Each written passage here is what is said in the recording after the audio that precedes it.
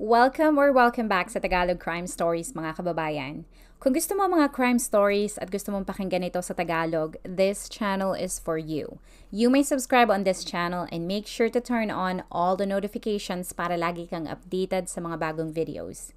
Kung gusto mo naman na suportahan ang channel na ito, you may do so by checking these options. Sa kwento na pag-uusapan natin ngayon ay magmumula ito sa bansang Pakistan. Ang Pakistan ay ang ikalimang pinakamataong bansa sa mundo na may populasyon na halos 242 million at may pangalawang pinakamalaking populasyon ng Muslim sa mundo. Sa isang maliit na bayan na tinatawag na Shahzadardin, ito ay isa sa mga lugar sa Pakistan na matatawag mong mahirap at may konserbatibong pamumuhay ang mga tao. Hindi ka halos makakakita ng mga babae sa labas ng bayan na ito dahil karamihan ay mga kalalakihan ang nasa labas at ang mga kababaihan ay nasa loob ng bahay. Ayon sa balita, hindi pinapayagan na magsuot ang mga kababaihan ng mga tsinelas o anumang uri ng sapatos sa labas ng kanilang tahanan. Ang layunin nito ay dahil kung wala silang suot na sapatos o tsinelas, ay ang mata nila ay nakatuon o nakafocus lamang sa kanilang nalalakaran. Isa itong paraan para maiwasan na sila ay tumingin o makipagtitikan sa ibang tao o kalalakihan kapag sila ay nasa labas ng bahay. Dito ipinanganak si Fuzia Azim noong March 1, 1990. Meron siyang 6 na kapatid na lalaki at 2 kapatid na babae. Ang kanyang mga magulang ay sina Muhammad Azim at Anwar Bibi. Galing sa mahirap na pamilya si Fuzia at simulat sa pool ay hindi sapat ang kinikita ng kanyang ama sa bukid para matustusan ang kanilang pangangailangan. Pero hindi ito naging hadlang para makapasok siya sa eskwelahan at makapag-aral. Ibinahagi at itinuro din sa kanya ng kanyang ama ang Quran at minsan ay kasama din siya na tumutulong sa kanilang bukid. At kung may pagkakataon ay tumutulong din siya sa mga gawaing bahay. Ang kahirapan ay nagturo sa kanya na mangarap na maginhawang buhay sa hinaharap. Ayon sa kwento ng kanyang ina, naaawa siya sa kanyang anak na babae na lagi na lamang silang pumupunta sa kapitbahay para lamang makapanood ng telebisyon. Kaya nang magkaroon sila ng pera, nagdesisyon ang padre de pamilya na bumili ng telebisyon. Dito lalong nawili sa panonood si Fuzia ng mga aktres na may magandang buhay at mga soap opera. Sa panonood niya ay nabuo ang kanyang pangarap na gusto niyang maging isang aktres, sumikat at kumita ng pera. Sa lumalago niya kagustuhan na maging sikat at maging aktres, nag-alala ang kanyang mga magulang na hindi ito ang magandang landas na dapat niyang tahakin. Kaya nung 17 taong gulang si Fuzia, nagdesisyon ang kanyang mga magulang na ipakasal siya sa isa sa kanyang mga pinsan na si Ashik Hussain. Tumira siya sa bahay ng kanyang mga biyanan at sa loob lamang ng 1 taon, ay nagkaroon sila ng anak. Mukhang maganda ang bagong yuto ng kanyang buhay bilang isang ina pero isang araw, inakusahan nito ang kanyang asawa na inaabuso siya nito. Sa kanyang mga salaysay, siya ay inaabuso nito at mayroong isang beses na naligay nito ang nagbabagang sigarilyo sa kanyang leeg. Hindi niya kinaya ang pang-aabuso kaya tumakas at lumaya siya kasama ang kanyang anak at pumunta sila sa isang women's shelter sa katabing bayan na Multan. Habang nasa women's shelter, nagkasakit ang kanyang anak at sa takot na pag namatay ito ay papatayin siya ng kanyang asawa. Kaya napilitan siya na ibalik ang anak sa pamilya ng kanyang abusadong asawa. Pumayag ang asawa ni Fuzia pero sa isang kondisyon. Kailangan niyang isuko at ibigay ang full custody ng anak sa kanyang asawa. Walang nagawa si Fuzia kundi ibigay ang anak at isuko ang pagiging ina dito. Kahit masakit ang nangyari, nagpatuloy sa kanyang buhay si Fuzia at lumipat siya sa kapital ng Pakistan na Islamabad. Pinalitan niya ang kanyang pangalan at siya ay naging si Kandil Baluch. Keep in mind na simula sa yugto na ito ay sisimulan ko ng tawagin si Fuzia na Kandil. Gusto ko lang sabihin yan para hindi kayo malito. Nagtrabaho siya sa isang kumpanya ng bus at makalipas ang 3 taon ng kanyang pananatili sa syudad, kinontak niya ang kanyang ama na si Muhammad. Naayos at naibalik ang kanyang relasyon sa kanyang buong pamilya at nakuha niya ang mga importanteng dokumento para mabilis na makakuha ng mas magandang oportunidad. Hindi tumigil at namatay ang pangarap ni Kandil na sumikat at noong 2013 ay nagkaroon siya ng pagkakataon. Nag-audition siya sa Pakistan Idol at naging viral ang video niya sa internet pero sa hindi magandang rason. देखे भी छोड़ा माही फिर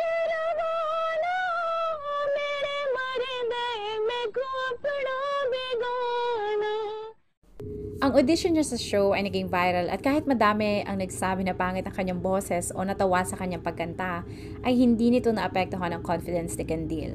Sa halip na malungkot, ginamit niya ang kanyang pagiging viral para sumikat. Matapos ang ilang linggo ay ibinunyag niya na setup lang pala ang audition. Ayon sa kanya, sinabihan siya ng mga producers ng show na umarte na nakakatawa at sisikat siya dahil bibigyan nila ito ng airtime. Tinanggap niya ang alok ng mga ito at ito ang simula ng kanyang pagsikat. Naging viral ulit siya sa internet nang isang video niya lumabas na tinatanong niya ang isang lalaki na how I am looking. How I'm looking? Tell me how I'm looking. Marvelous. Just marvelous. Extraordinary. Extraordinary. Sexy. What? Sexy? Oh, बताए ना. Yes. Ang lalaki sa video ay ang kanyang manager at katulad ng una niyang viral na video, ito ay isang setup din. Ang kanyang maling grammar at nakakatawang persona ay nagustuhan ng mga tao sa internet. Ang kanyang mga sumunod na post sa internet ay ang mga videos at larawan na nagpapakita na nagsusuot siya ng mga sexy na damit. Makikita din ang kanyang mga mapang-akit na video. Ang mga post at larawan na ito ay normal lang natin na makikita ngayong 2022 pero tandaan natin na nangyari ito noong 2015. Ang mga ganitong larawan at video ay ikinagulat ng mga tao lalo na sa konserbatibong bansa ng Pakistan noong panahon na yon. Isang taon ang lumipas noong 2016, inanunsyo ng Prime Minister ng Pakistan na hindi dapat ipagdiwang ng mga Pakistani ang Valentine's Day dahil ito ay paniniwala na galing sa Western culture. Hayagan na sinabi ni Candil ang kanyang opinyon gamit ang kanyang Facebook. Nag-post siya ng isang video sa Facebook na nagsasabi na Happy Valentine's Day. Ang kanyang mga post ay lalong naging kontrobersyal sa pagdaan ng panahon. Nakatanggap siya ng mga banta sa kanyang buhay. Ang ibang comment naman ay nagsasabi na isa siyang bayaran na babae. Ang iba naman ay nag-comment ng mga larawan ng barel at karamihan ng mga comment ay talagang galit sa kanya. Pero marami din ang suporta na kanya natanggap galing sa mga kababaihan sa Pakistan. Marami ang gumaya o nag-impersonate sa kanya at nag-upload din sila ng kanilang sariling videos katulad niya. Naging viral ulit siya na nag-upload si Candil ng video sa Facebook tungkol sa laban ng cricket team ng India at Pakistan. Ang cricket ay ang laro na pinakasikat sa Pakistan. Sinabi nito na kapag nanalo ang cricket team ng Pakistan ay mag-striptease siya ng live sa Facebook at isa-isa niyang sasabihin ang mga pangalan ng bawat miyembro ng team habang ginagawa ito. Dahil sa pagiging viral, nakatanggap siya ng imbitasyon para lumabas sa mga talk shows at sa mga reality TV shows. At dahil din sa kasikatan, kasama din siya sa top 10 most googled things sa Pakistan noong 2015. Pero sa loob lamang ng isang taon ay babagsak ang kanyang karera. Noong 2016, naimbita siya sa isang talk show at dito niya nakilala si Mufti Abdul Kavi. Si Mufti ay isang kilalang scholar ng relihiyong Islam na may mga koneksyon sa politika. Miyembro siya ng isang mahalagang komite na tinatawag na moon sighting ng pamahalaan na tumutulong na matukoy ang petsa ng pagsisimula ng mga pagdiriwang ng Islam. Ang programa ay tungkol sa mga taong bumabatikos kay Candil para sa kanyang pag-uugali sa kanyang mga social media at nais ng host na makuha ang opinyon ni Mufti sa issue. Ngunit, sa halip na punahin ni Mufti si Candil ay inimbita niya ito na makipagkita sa kanya sa Karachi kung saan siya ay dadalo sa isang event. Nagkita sila noong June 16 sa isang hotel sa Karachi at kumuha siya ng video sa kanilang pagkikita. At katulad ng lagi niyang kasuotan, makikita sa video na nagsuot siya ng masikip na pantalon at damit. Bukod sa video ay kumuha din siya ng mga selfies kasama ang scholar at in-upload niya mga ito sa kanyang mga social media accounts. At agad nag-viral ang kanyang mga posts at hindi ito nagustuhan ng mga tao. मैं इनका शुक्रिया अदा करता हूँ। He is too good. Oh my God, I can't believe कि ये कितने अच्छे हैं.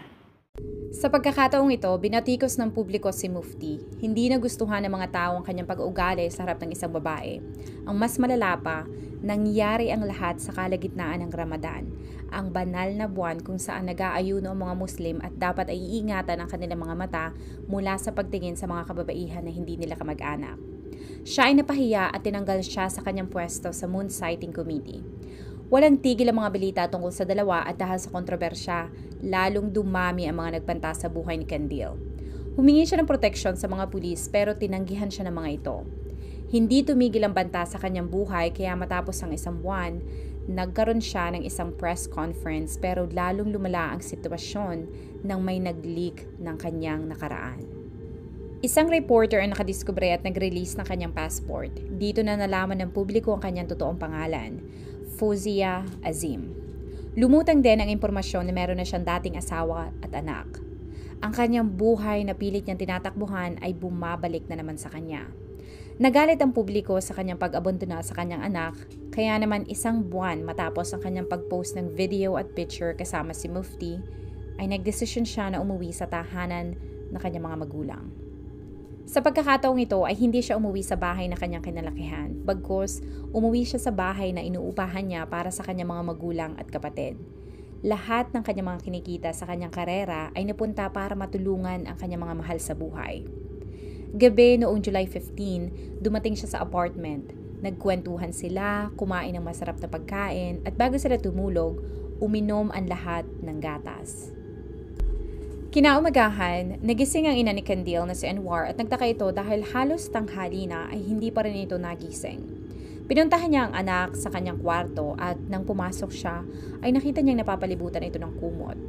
Nilapitan niya ang anak at nang tinanggal niya ang kumot, nagulat siya sa kanyang nakita. Hindi natutulog ang kanyang anak kundi ito ay isa ng malamig na bangkay. Akala mo ay malayo at nakatakas na ang salarin pero ito ay malapit lang. Ang pumatay sa kanya ay ang kanyang kapatid na si Wazim Azim. Hindi niya itinago ang kanyang ginawa kundi ipinagsabi at pinimilita pa niya ito sa kanilang lugar. Ang ibang tao ay pinuri siya sa kanyang ginawa. Ineresto siya ng mga pulis at nai-record nila ang pag-amin nito sa pagpatay. Hayagan niyang sinabi na dinungisan ni Candil ang karangalan ng kanilang buong pamilya, kaya kailangan niyang patayin ito para maibalik ang karangalan ng buong pamilya. Ang akala ni Candil ay umuwi siya sa tahanan kung saan siya ay magiging ligtas, pero ang lingid sa kanyang kaalaman ay kasama niya pala ang hoodlum na papatay sa kanya. Ang gatas na ininom ng buong pamilya bago sila matulog ay nilagyan ni Wasim ng pampatulog.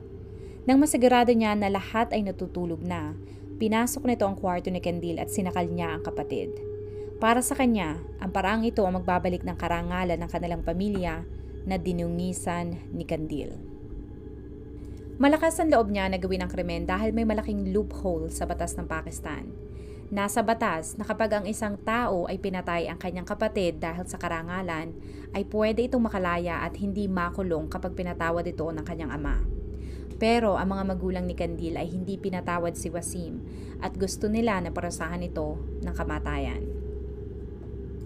Sa inisyal na investigasyon ay meron silang 4 na lalaki na hinuli pero napatunayan na tanging si Wasim ang suspect sa pagpatay. Sa pagkamatay ni Candil ay nag-iwan siya ng isang legacy tungkol sa women's rights sa Pakistan. Dahil sa kontrobersya ng batas tungkol sa honor killing, ay agad kumilos ang mga mambabatas na baguhin ito. Nabago ang batas at kailangan na magbayad at harapin ng mga salarin ang kaparusahan ng kanilang ginawa. Sana ay meron ako masasabi na happy ending sa inyo tungkol sa kaso na ito mga kababayan, pero ang kaso ni Candil ay merong isang final twist na nangyari. Alam mo yung sikat na kasabihan na time will heal everything? Noong 2019, nag-iba ang isip ng mga magulang ni Candil at pinatawad nila ang kanilang anak na lalaki. Sumulat sila sa korte para ipetisyon na palayain ang kanilang anak pero dahil sa nabago na ang batas, ay hindi siya nakalaya. Pero ngayon taon lamang, February 2022, lumabas si Wasim na isang malayang tao. Ayon sa report, nakalaya siya dahil napatunayan na ang pagpatay nito sa kapatid ay katulad lamang ng isang regular na pagpatay at hindi tungkol sa karangalan.